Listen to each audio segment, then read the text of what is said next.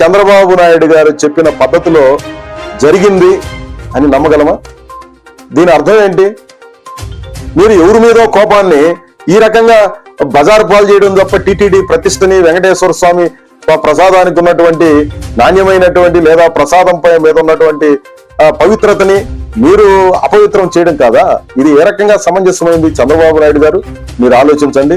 ముఖ్యమంత్రి స్థాయిలో తప్పులు సరిదిద్దబడడానికి మీరు ఈ రాష్ట్రం మొత్తానికి హెడ్ గా ఉండేది. తప్పులు కూడా చేస్తుంటే కఠినంగా శిక్షించండి, లేదా వాళ్ళ మీద మీరు ఏమేమి ఛార్జెస్ ఫ్రేమ్ చేస్తున్నారు వాటి ఆధారంగా శిక్షించండి. అది కరెక్ట్. గాని ఈ రకమైనటువంటి మీ స్థాయిలో కొన్ని ఆరోపణలాగా మీరు ప్రకటించేసి దాన్ని వివాదాస్పదం చేయడం, దాని నుంచి లబ్ధి పొందాలన్నటువంటి ప్రయత్నం చేయడం అనేది ఏ రకంగానూ సమంజసమైనటువంటిది కాదు.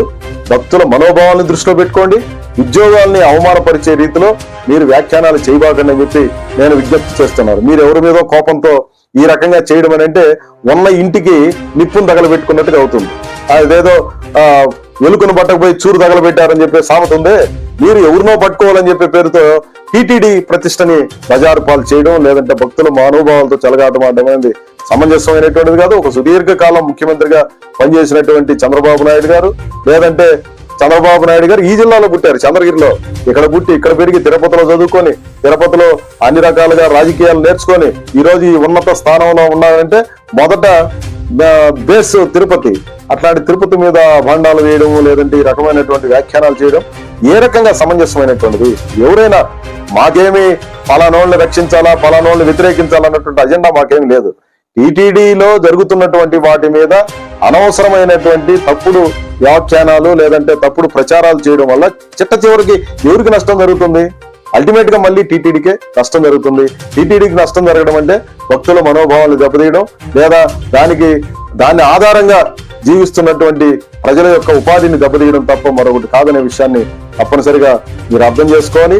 తిరుపతిలో పుట్టి పెరిగి ఇక్కడ రాజకీయాలు చేస్తున్నటువంటి మానాటి వాళ్ళందరూ దాదాపు 56 ఏళ్ళు ఇప్పుడు నాకు వయసు. ఇంతకాలం మేము అన్ని చూస్తున్నాం. టీటీడీలో ఇట్లాంటి జరగడానికి అవకాశం లేదు. మేము దగ్గరగా చూస్తున్నాం. చంద్రబాబు నాయుడు గారికి తెలియదని అనుకోలేం. ఇది సరైనటువంటిది కాదు. మరొక్కసారి చంద్రబాబు నాయుడు గారు రివీల్ చేసుకోవాలి. ఇట్లాంటి ఆరోపణలు ఏ రకంగానూ సమంజసం కాదు. దాని మీద ఉపసంహరించుకొని ఇట్లాంటి వ్యాఖ్యానాలు భక్తుల మనోభావాలు లేదా ఉద్యోగులకి హత్య చేసేటట్టుగా వ్యాఖ్యానాలు వద్దు అని చెప్పి నేను చంద్రబాబు నాయుడు గారికి సూచన చేయదలుచుకున్నాను. సెలవు. నమస్కారం. Please subscribe to Future News, like, share and comment చేయండి.